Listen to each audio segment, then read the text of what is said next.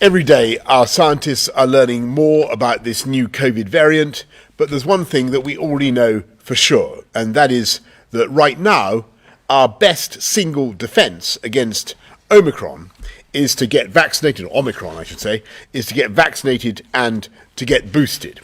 If you're boosted, your immune response will be stronger. So yesterday, in addition to offering a second dose to all 12 to 15-year-olds, the independent JCVI recommended that boosters should now be offered to everyone over 18, and that we halve the minimum gap between a second dose and a booster from 6 months to 3 months. That means that over 14 million more adults have now become eligible for a booster in England alone. So I'm here today with the Health Secretary Sajid Javid and Amanda Pritchard, Chief Executive of NHS England, to set out our plan to make this happen. The target that we've set ourselves is to offer a booster to everyone eligible by the end of January. And as with the first jabs, we'll be working through people by age group, going down in 5-year bands, because it's vital that the older and the more clinically vulnerable get that added protection first. So even if you've had your second jab over 3 months ago and you're now eligible, please don't try and book until the NHS says it's your turn. We've already done almost 18 million boosters across the UK, but we've got millions more to do to protect the most vulnerable. Then we'll move down the cohorts rapidly, and working together with the devolved administrations, we want to ramp up capacity across the whole United Kingdom to the levels we achieved in the previous vaccination effort. We're going to be throwing everything at it in order to ensure that everyone eligible is offered that booster in, as I say, just over 2 months. Across England, we'll have more than 1,500 community pharmacy sites vaccinating people near where you live. All of our sites will increase their capacity and will stand up extra hospital hubs on top of those already active. There'll be temporary vaccination centres popping up like Christmas trees, and we'll deploy at least 400 military personnel to assist the efforts of our NHS, alongside, of course, the fantastic Jabs Army of volunteers.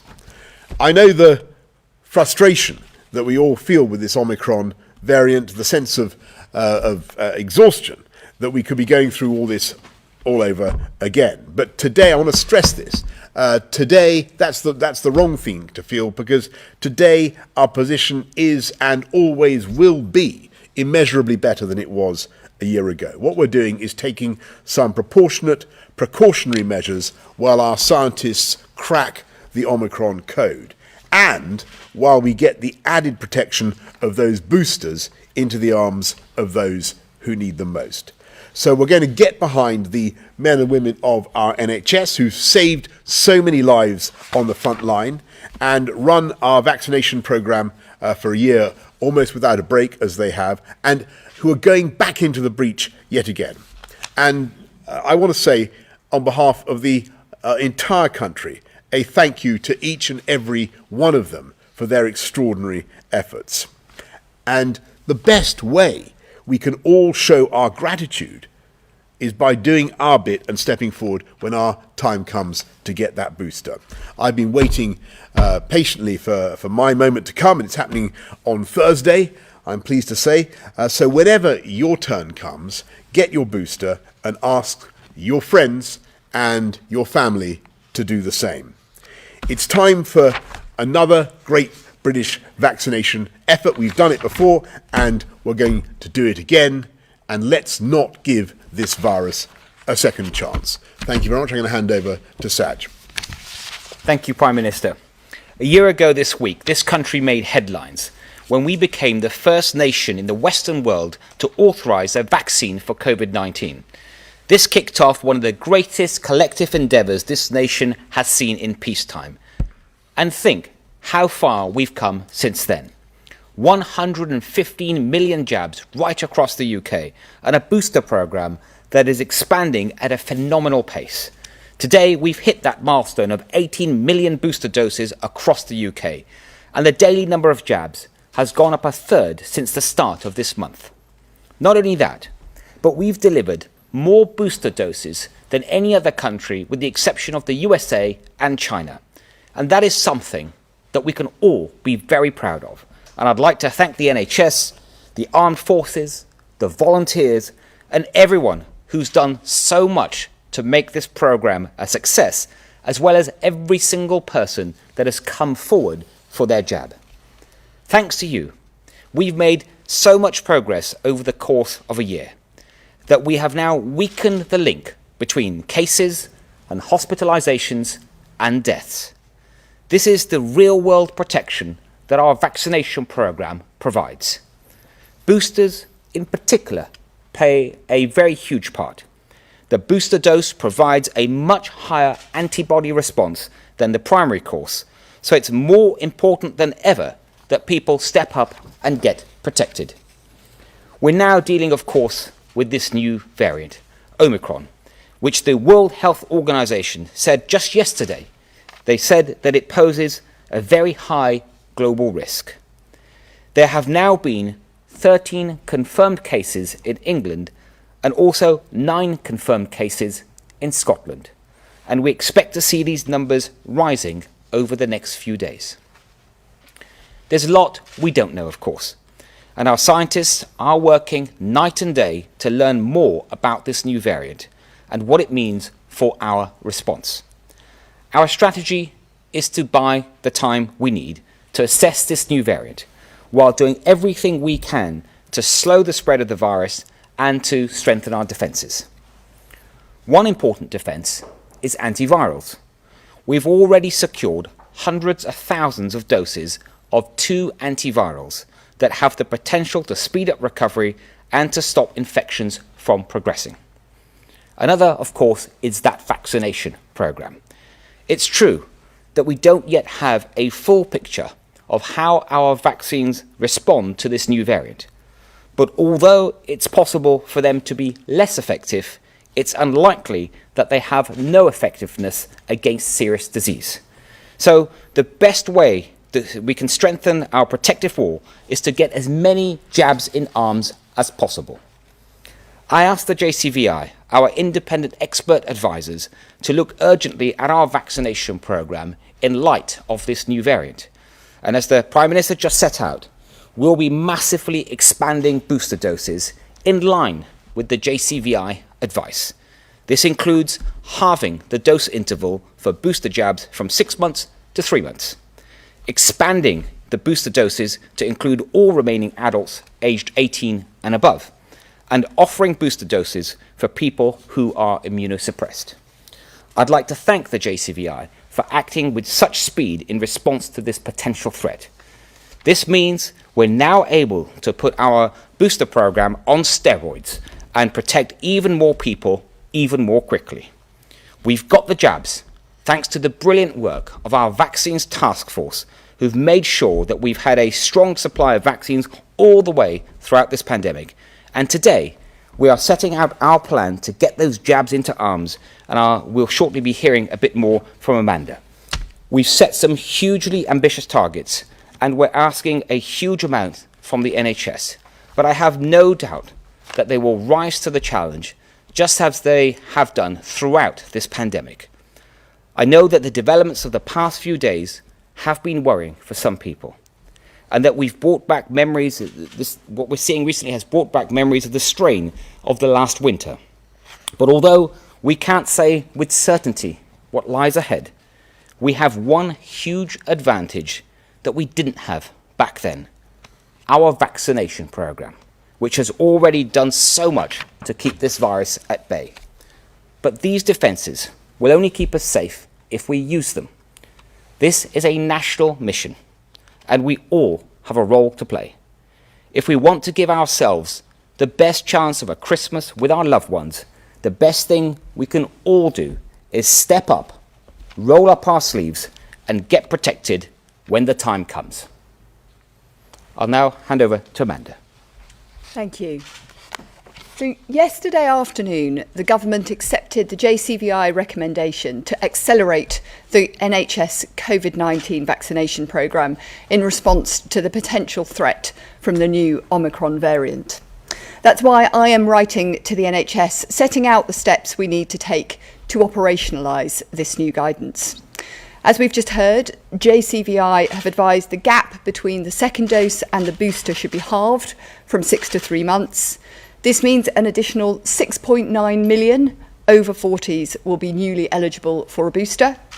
They've also advised that those between the ages of 18 and 39 are also now eligible at 3 months after that second dose, meaning that more than 7 million people in this age group will be eligible for a booster.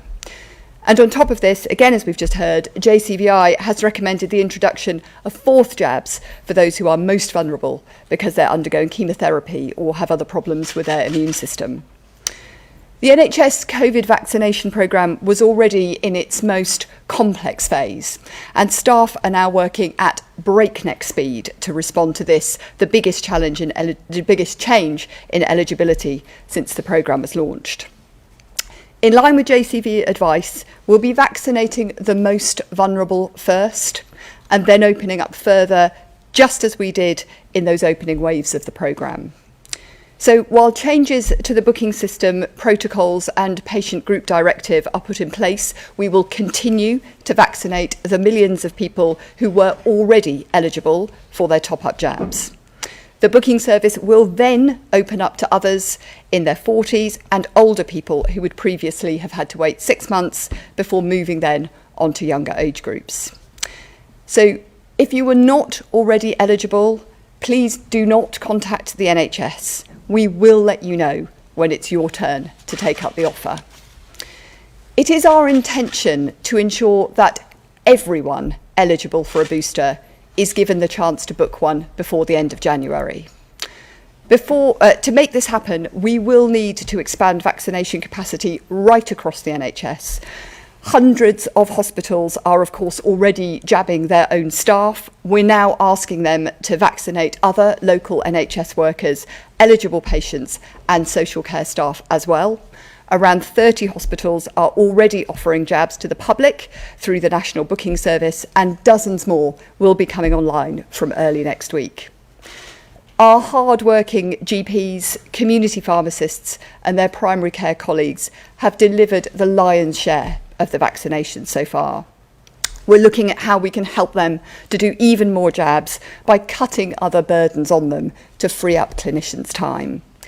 And we will ensure that they are properly rewarded for their efforts, particularly when they take time to visit vulnerable, housebound patients who can't travel to vaccination sites. So the payment for standard delivery of vaccinations will increase to £15 a shot until the end of January. To increase capacity on Sundays, when many community pharmacists are not usually open, we'll offer an additional £5 a shot. And to ensure we're prioritising the most vulnerable, we'll offer a £30 premium for vaccinations delivered to the housebound until the end of next month. The CQC have agreed to continue their pause on routine inspections of general practice to help free up clinicians' time. And we're also looking at whether we can safely reduce or even eliminate the 15-minute wait after the jab is delivered, so we could potentially increase the number of people able to get jabs every day in smaller sites like pharmacies. We now have nearly 3,000 sites available across the country. That's almost double the number that we had back in February. But to help make it quicker and easier to get a jab, local areas will also be using mobile vaccination units, which can allow people to get protected basically on their doorsteps. So these are the steps that I will be setting out to the NHS. But it can't happen overnight, particularly given the other pressures facing NHS staff who are working extremely hard. They're working hard to address the backlogs that have inevitably built up in less urgent care, while hospitals cared for more than 500,000 people with COVID as inpatients, and of course many, many more in the community. They're working extremely hard to deal with the rebound in demand for urgent emergency care, and of course they are working extremely hard to care today for those thousands of patients in hospital and in the community with COVID.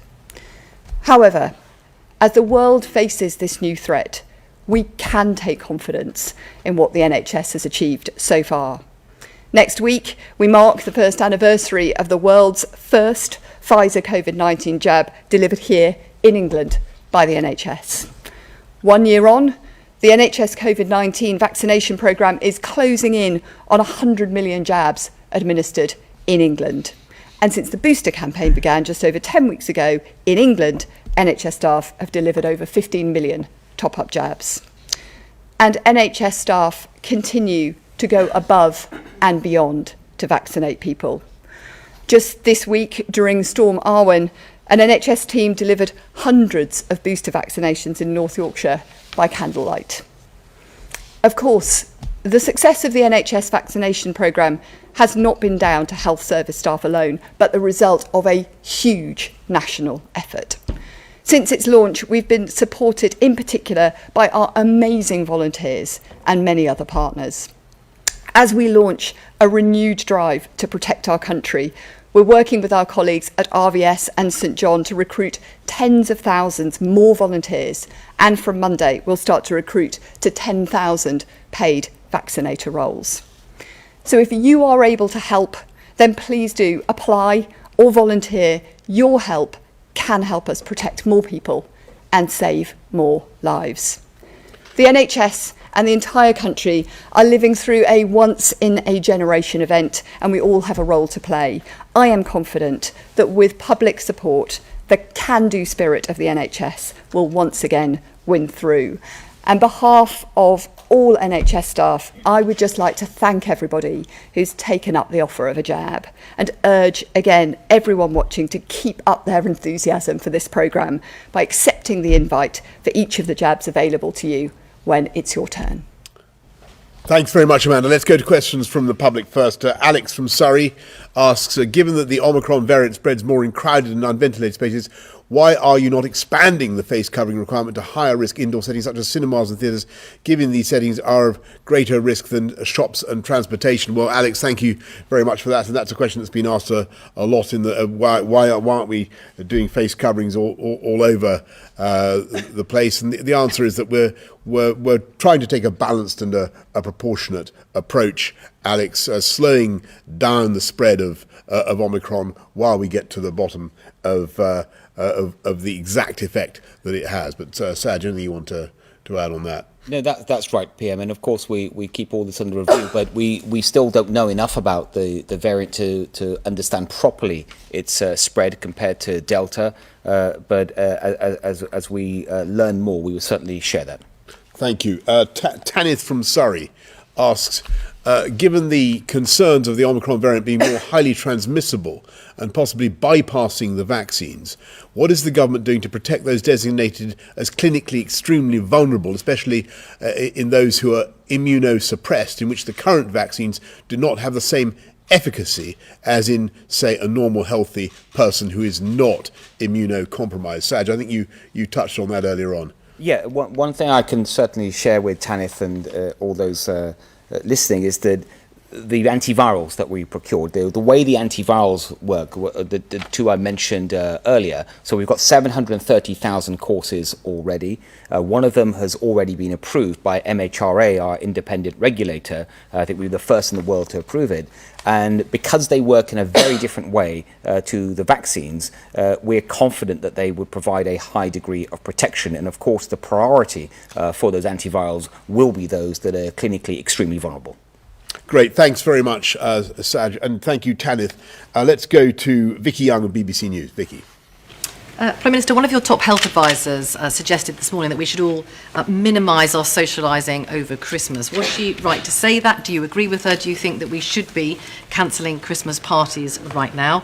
And to Amanda Pritchard, can the NHS, we know there's a lot of pressure, especially going into winter, can the NHS really cope with what is a massive expansion, really, of this vaccine programme? And to the Secretary of State, what more can be done to persuade those who haven't had any vaccines at all? We're, of course, talking today a lot about the booster programme, but we do know that, particularly in hospitals, a large proportion of those there have not had any at all. Thanks very much, Vicky. So the answer is no. The guidance remains the same, and we're trying to take a balanced and proportionate approach. And as I explained on Saturday, when talking for the first time to everybody about Omicron, we're really dealing with two variants at the same time. We've got the measures in place to fight Delta, which we think are appropriate, and then we're bringing in some tougher measures to stop the seeding, the rapid seeding of Omicron in this country, to give us the time we need to get the boosters in, and of course to find out more. So those measures, as you know, are the tough measures at the borders, the PCR test when you arrive, quarantine until you've got a negative result, then tougher measures on masks, and then making sure that contacts for anybody who comes into contact with an Omicron case also has to quarantine. We think that's the right balance, and we will keep it, of course, under constant review. And I should say, of course, we've got tougher measures, even tougher measures for travel for those countries, for those 10 countries that seem to have particular problems with Omicron. Is that it? I think that was it. Good, thank you. Let's.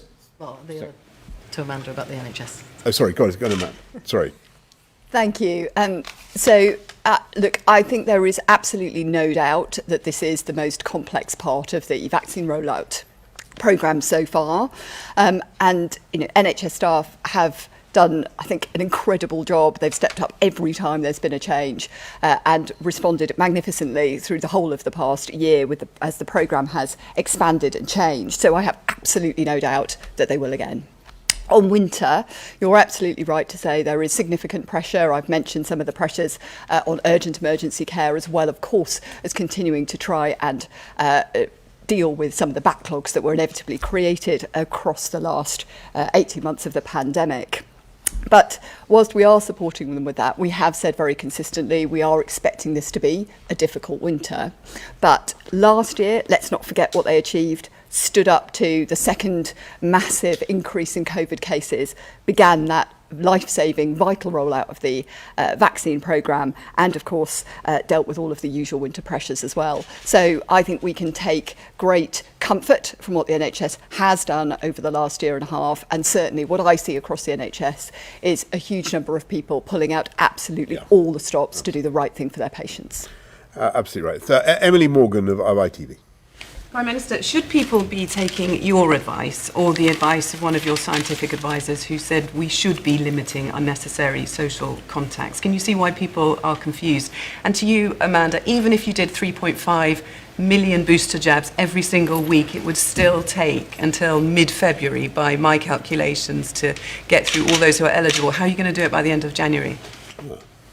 Well, first of all, the guidance remains the same. That doesn't mean that people shouldn't take sensible precautions, and everybody should continue, for instance, to wash your hands and make sure that you have good ventilation and wear a mask when you're in a confined space with people you don't normally meet. What we're doing is we're toughening up the regulations in the specific ways that I've outlined to deal with Omicron, and I think that's the right approach. We're taking a balanced and a proportionate approach. But as I said, I think on Saturday, we still, the most important thing is we still think that your best single protection against all variants is to get the booster. And I'm still confident that this Christmas will be considerably better than last Christmas, and that remains my view 48 hours later. So, do you want me to come in? Yes, Amanda, go on. So, look, thank you. It is our clear intention to ensure that everyone who is eligible has a chance to book that booster by the end of January. In order to achieve that, I've set out a whole range of things we're going to be doing. There's no maximum to the number of jabs that we're aspiring to give a week on week, but what we do need to recognise is, this is going to build up over the next few weeks, and inevitably there will be things that change and adapt as we go along, as has been the case all the way through the vaccination programme, but the range of things that I've set out does mean that we have confidence as we stand that we will be able to make sure that all of those people who are eligible will have that opportunity to book. Great, thanks. Ben Kentish, LBC. Thank you. Amanda, just briefly, to meet that target by the end of January, you need about 30 million doses. Could you just confirm that there's no issue with supply of the Pfizer and Moderna jabs when it comes to that? Health Secretary, if I could just ask you briefly about the restrictions that came in today. Governments in many European countries have advised their citizens to wear not just face coverings, but specific FFP2 or N95 medical grade masks because they're much better at protecting both the wearer and the people around them. As the rules on masks are tightened today, would that be your advice to people here too? And Prime Minister, people could be forgiven this week for asking when this is all going to end. Obviously, we know it's not imminent, and the Omicron variant raises a lot of uncertainty. But can you give people some hope that the day when we won't have to wear masks, we won't have to test or quarantine, when restrictions can be lifted, when that day may come, clearly there's uncertainty. It's been reported the government was planning initially for it to be potentially next March. Is that still the case, or does Omicron set that back? Thank you. Thank you. I think, Amanda, you're first. Well, look, thanks to the outstanding work of the Vaccine Task Force, I am reassured that we absolutely do have the supply we need. Saj? Yeah, on the face coverings, there's already guidance on face coverings, including the types of face coverings that are recommended, and we see no need to change that. I just want to touch, if I may, PM, on Vicky's question earlier on those that are unvaccinated. It's right to point to that. There's some 5 million people throughout the UK that haven't even had one jab, and they really are putting themselves in harm's way, and their loved ones, and we really urge them to come forward. And it is right also, when you look at hospital admissions, that it's a disproportionate number of people that haven't been vaccinated. Sadly, for example, if you look at all the pregnant women that are in hospital because of COVID, almost every single one is unvaccinated. So it's really important that people come forward, and that evergreen offer of a vaccine, whether it's for your first dose or your second dose, will always be there, and we're urging those people to come forward as well. And Ben, on your question, the crucial thing, the $64 million question or $1 billion question, whatever it is,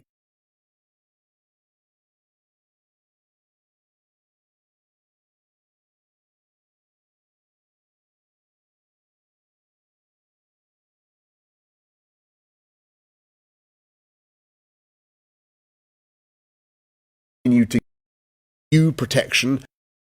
Every variant of protection of some degree. That's why it's so absolutely vital to get the boosters. But we need to check that. We can't. This is what we think, but we need to check that, and that's why we're waiting to see what the science tells us. But what I can certainly tell you is that the measures that we've put in place will not last a minute more than we think they are strictly necessary for the protection of public health. Jason Groves, Daily Mail. Thanks. Mr. Jebbard, you said I think there's now 13 cases. Do you think it's likely that we are now seeing community transmission in England and the rest of the UK? Ms. Pritchard, could you tell us a little bit more about what the troops are going to be doing in this rollout? And Prime Minister, you talked about a proportionate response, but we are seeing people responding to the news they're seeing by cancelling Christmas parties, scrapping nativity plays. Would you urge them to think again and get this in perspective? Yeah, Yeah. First of all, on cases, the cases that we identified at the weekend, at the start of the weekend, we were able to confirm quickly that they were linked to travel to South Africa. They were also part of one sort of family cluster. The recent cases that we've confirmed today, we're not able to say whether or not at this point, because we don't know. We're doing that work right now at speed to determine whether they all have a link to South Africa or not.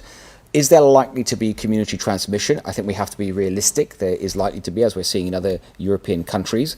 And also, as I said earlier, that we would expect cases to rise as we now actively look for cases, because now having identified the variant and our concerns around it, UKHSA is actively looking back at anyone who's travelled to South Africa over the last 10 days or so and searching for these cases and taking action, of course, if they find them. thanks. Thank you. So the NHS has had brilliant support all the way through this programme, whether that's from volunteers or from the military or partnership with a whole range of other community groups and local government. So, once again, we will be working with the military in a range of ways, everything from kind of support with logistics through to actually providing jabs. But I would just use this, if I may, as another big plea for people if they are interested in thinking about coming forward as a volunteer, because the volunteer workforce was critical all the way through the whole of the last year and really will be again. And I know that the incredibly dedicated staff who are working in the NHS really value the support that they get from that volunteer workforce and from those wider partners. Thank you. Yes, and Jason, just on your point about Christmas parties and nativity plays, we don't want people to cancel such events. We think that overwhelmingly the best thing for kids is to be in school, as I've said many times throughout this pandemic. What we're doing is trying to take a balanced and proportionate approach to the particular risk that seems to be posed by Omicron, or certainly is posed by Omicron, focused in particular on measures at the borders, and we think that's the right way to go for the time being, until we know more and until we can get more boosters, as we've been saying, into people's arms. Can we go to Jasmine Cameron Chileshi of the FT, please? I just had a couple of questions on the new restrictions. So with the changes in the self-isolation rules, businesses in particular have warned of a second pandemic with potential disruption to staff and that sort of thing. Is that inevitable as cases rise? And is there anything you can say to reassure businesses? And just another point, the government has ruled out Plan B, but can you confirm whether contingency measures are being placed, say for example, for work at home, for work from home measures ahead of Christmas? And can you rule out local restrictions, for example, if there's a surge of cases in one particular pocket of the country, for example?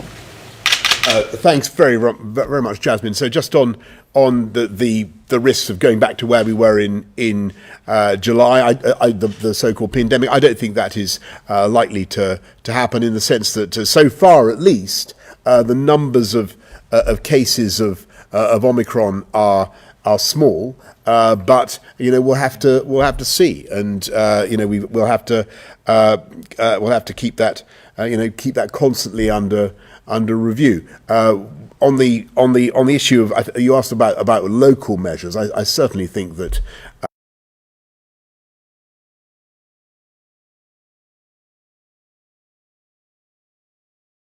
much having as far as you possibly can, moving together is the way to do it. And sorry, you had a middle question. It was just that the government has ruled out Plan B, but are there other contingency measures? Well, look, thanks, Jasmine. We haven't ruled out anything. I've got to tell you. I think another lockdown of the kind that we've had before is extremely unlikely. I'll be upfront with you about that. But we keep everything under constant review. In our fight against the Delta variant, we think that it's basically been going our way, or going the way that we planned. So you're seeing, although cases remain high or high-ish, you're seeing a decline in the numbers of admissions to hospital and a decline in the number of deaths, and that's the crucial thing that we've been following. So at the moment, we see no cause to move to Plan B, but as I've said to you many times before, we've got to keep that under review. But the measures we're talking about to deal with Omicron are as I've said, distinct. Last to Joe Mays of Bloomberg. Prime Minister, just to press on the work from home point, Scotland, Wales and Northern Ireland are all advising to work from home if people can. So what is your reasoning around the harms of working from home, and why do those harms outweigh the public health benefits that could come from significantly reducing transmission of a potentially dangerous variant? And just briefly on migrants, how do you plan to mend the UK's relationship with France, and when did you last speak to Emmanuel Macron about the crossings? Thanks, Joe. So on your point about working from home, this is not something that we think currently is necessary for the reasons I gave to Jasmine. We've got a package of measures that we have in place to deal with the Delta variant, and that's principally been rolling out the vaccine, and it's been working. And I repeat what I said just now about the numbers of deaths and hospitalizations coming down. We now have a particular issue to deal with the seeding of the potential seeding of the new Omicron variant, and there what we want to do is focus particularly on tough measures at the borders. We're also doing something to stop transmission by reintroducing face masks in some settings, so continuing to advise them in other settings, but tightening the rules on face masks. And the reason for not proceeding, as it were, with the full Plan B, or proceeding with Plan B, is we want to take an approach that is proportionate and balanced and suits the needs of the present risk. And of course we will change things as necessary, but what we're looking for is the first real reassurance that we need that the vaccines are efficacious against this variant. Even if the efficacy, the effectiveness is reduced, it's still very important to know that whether they're effective or not. And in particular, we need to know quite how effective the boosters are. As I've said, we think there are good grounds for believing that the boosters will give you, under all circumstances, the protection that you need, considerable protection. That's why the most important thing for everybody to do is go out and get your booster. And that's the number one thing that people need to be doing. Thank you all very much. I just want to say something, because nobody's asked about it so far. I just want to say something about Storm Arwen and its effect on the north of the country. And I just want to say how the government. I'm extremely sympathetic to everybody who suffered these power outages, and it must be appalling. I think a million homes lost their electricity. 950,000 have seen that electricity now restored. But clearly for 50,000 people, that is not good enough. And I want to reassure everybody that we're working as hard as we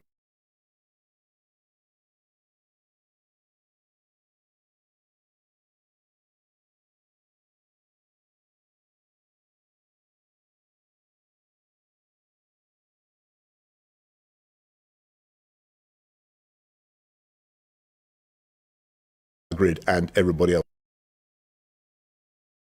It must be a very, very tough time for those homes that are currently without power.